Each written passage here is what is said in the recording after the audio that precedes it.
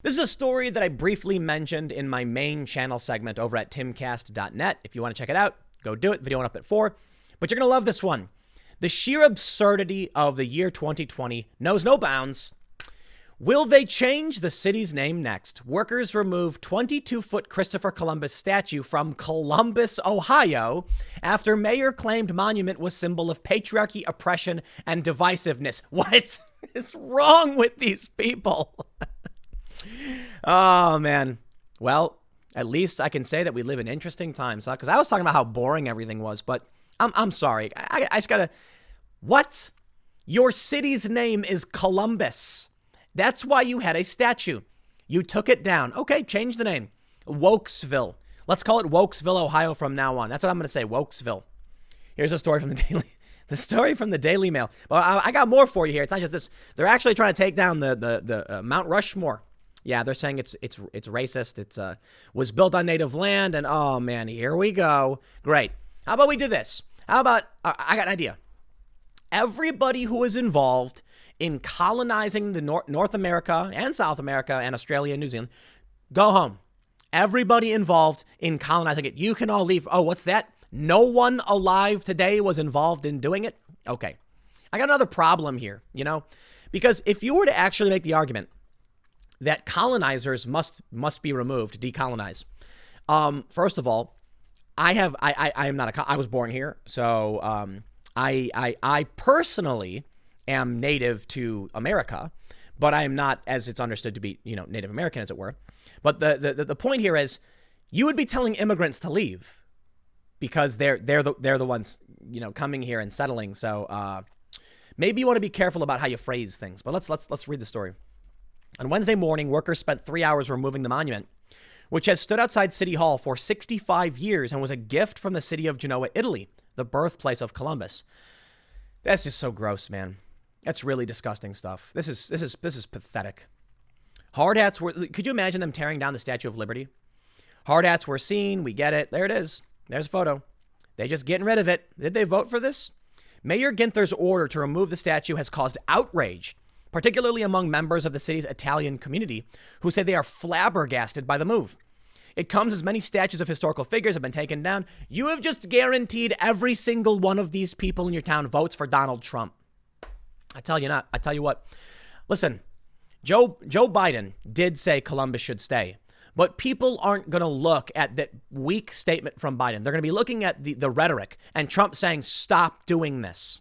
And he's been saying it. And they're going to be like, please, can we have our statue back? And I tell you what, Trump will bring it back. I don't know if he can. He doesn't have the authority. But Trump, if he had the authority, would definitely say, put it back. But your city, without your vote or approval, has just taken down your city's namesake statue. How stupid is all of this, man? You can criticize Christopher Columbus. There's a lot of things to talk about in history. But these things are a part of history. They exist. Calm down. The Confederate statues I get, those are actually relatively new and don't represent things like we as the victors, the Union people, the Union side, we're the Union, so we don't like it. You know what I mean? Anyway, announcing his intention to remove the statue last week, Ginther stated, for many people in our community, the statue represents patriarchy, oppression, and divisiveness. That does not represent our great city, and we will no longer live in the shadow of our ugly past. Now is the right time to replace the statue with artwork that demonstrates our enduring fight to end racism and celebrate the themes of diversity and inclusion. You may as well put up a giant statue of whatever religious icon you want, because you just said all of the same thing. This is what happens when you don't have a separation of church and state. We don't. It's time to recognize this for what it is. Intersectionalism is a religion, okay? If they want to put up a statue of Buddha, I'd have an issue with that too. This is a historical figure, not an ideological one, all right? But I'm going to pause real quick to give a shout out to today's sponsor, BioTrust. Very simply, BioTrust is a collagen supplement. It's a vital protein your body needs. It helps with your ligaments, your skin, your nails, etc. Check out healthwithtim.com, or in the description below, you'll see the link, and you can get 51% off while supplies last. Full disclosure, I actually do use BioTrust. I have it right here. I showed this the last time I did a promo. It's got cat bites all over the top. I find that very funny, by the way, because apparently the cats like it. But look, I'll level with you. I'm a 34-year-old skateboarder, and I'm very concerned about my knees. So I'm definitely grateful that I can get something, a product like this, which will help keep my knees, my joints, skin, etc., healthy. If you want to learn more, check out healthwithtim.com. Again, 51% off while supplies last. But let's get back to the story. By replacing the statue, we are removing one more barrier to meaningful and lasting change to end systemic racism. Yeah, sure. According to Fox 8, the mayor has asked the Columbus Art Commission to launch a community-driven process. We get it. Italian-born explorer became a symbol for America, yada, yada.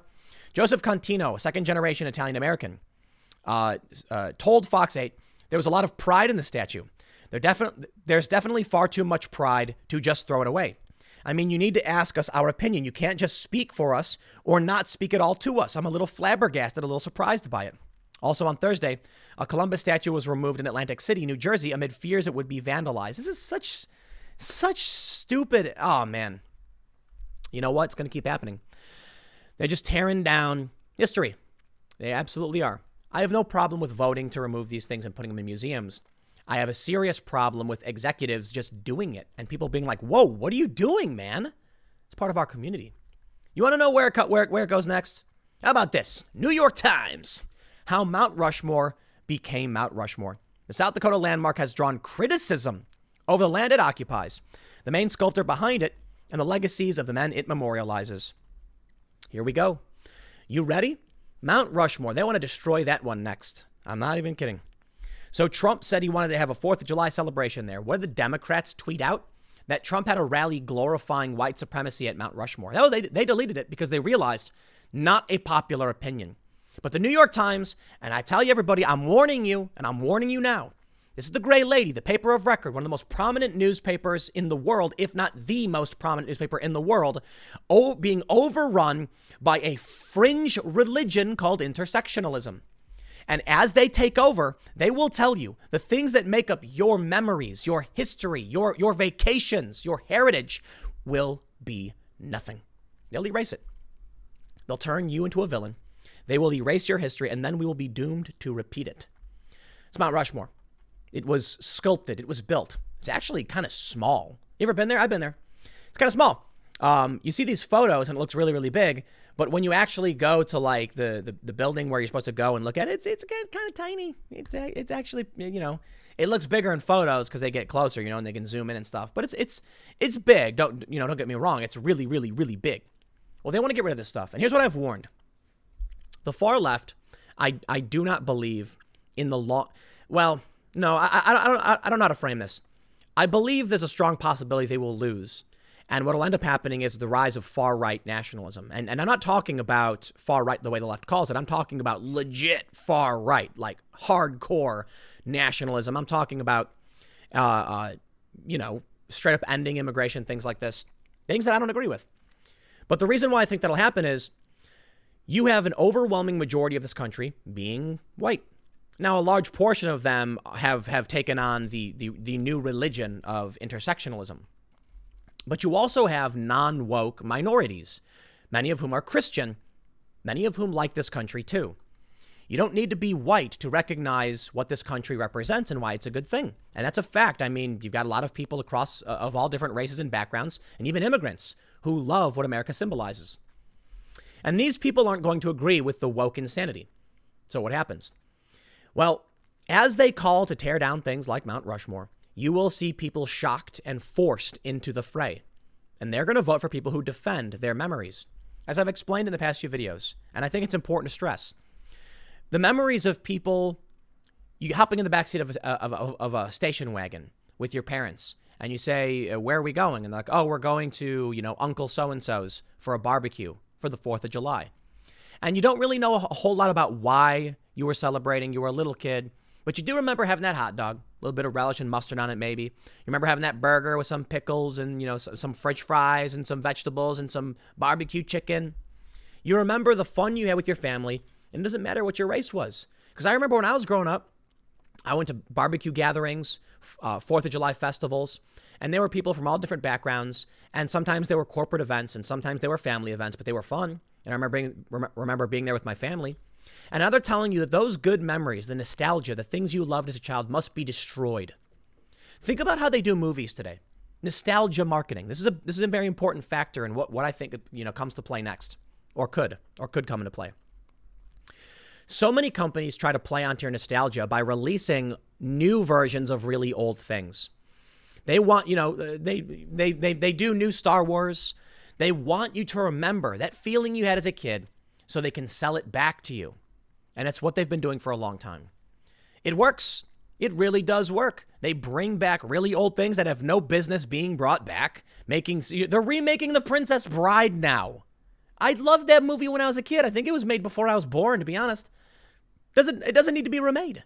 But they want it because you're like, oh, I remember this. South Park did an episode about it. It was called Member Berries, where all the bears are like, remember this, remember that. Now, I think they were more critical of people who are just desperate to cling on to nostalgia. And that's fair. I mean, I think nostalgia marketing can be absurd. But think about that idea of how nostalgia plays into people's desires, that longing for a time that no longer exists, that feeling of home that you lost a long time ago when you moved out and your parents moved out and the house is gone, your apartment's gone. And now think about the things that remind you of good times. Mount Rushmore, 4th of July, and how they're threatening to destroy those things. And it's like the last little piece of your youth, your childhood, your formative years that you look back on fondly. Not everybody. They're trying to burn that down too. I was reading something once about the feeling of home and how you never get it back. It's maybe not true for everybody, but it was interesting because I certainly understood this feeling. There was a feeling that you had when you were growing up, the place that you called home. But at a certain point, you moved out, you moved on, your parents moved, and that home was gone, and it will never come back. It'll never come back. Because whatever it was that made that feeling was a collection of things that occurred at that time. It was your parents were there, it was your siblings, or maybe you were an only child, it was the food you ate, it was the stores you went to, it was the friends you had, and everybody's changed. And now we chase after that feeling of the home we used to have, but it's never coming back. So we try to recreate it, but we don't get it. Maybe some of us, you have kids, you try to recreate it for your kids, but that feeling is hard to find. Maybe some people have figured out how to, find it again. But I was reading an article about that feeling. Well, part of that feeling is our history and the things that we hold dear. Now, not all of us are staunch conservatives. I'm actually fairly center left. I took I think it was from Jonathan Haidt's website, the conservatism test, and lo and behold, I'm slightly conservative, but mostly not. Center left, as it were. And that's because I recognize the importance of our history and our traditions and the things that made us who we are today. But I certainly recognize we need to figure out better ways of doing things, and that means some bad things must go. Not everything from our past must be protected. I think many Americans, including liberals, have a little bit of that inside of them. They understand the value and they have reverence for, certain things they grew up on, seeing. They understand that we're standing on the shoulders of giants. And now we're seeing lunatics want to burn it all to the ground. I believe that is a step too far. And that's why the Democrats deleted that tweet. And that's why I think this may result in a massive backlash and Trump could win better than people could expect.